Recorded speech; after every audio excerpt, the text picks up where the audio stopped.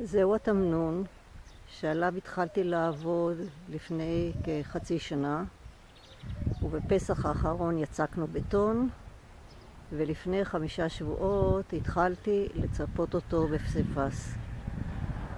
אלפי ריבועים נחתכו אחד אחד בסדנה שלי והודבקו על כל התמנון.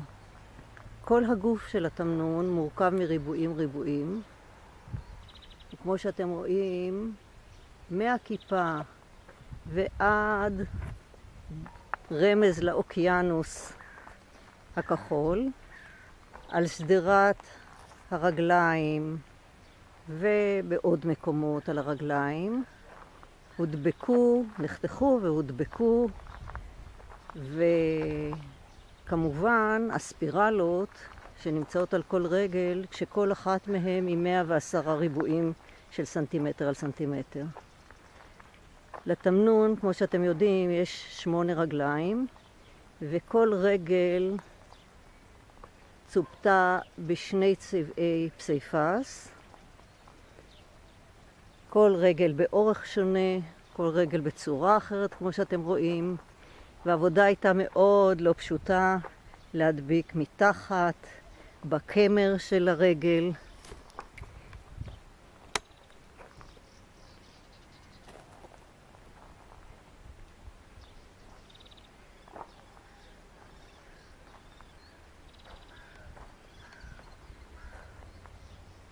הרגל הארוכה שנמצאת כגשר מעל השביל היא הרגל שהיה הכי מסובך גם להכין וגם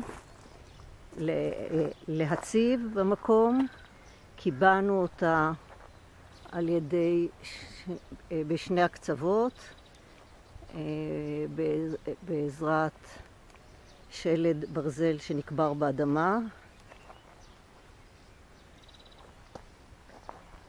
ועכשיו נותר השלב האחרון, והוא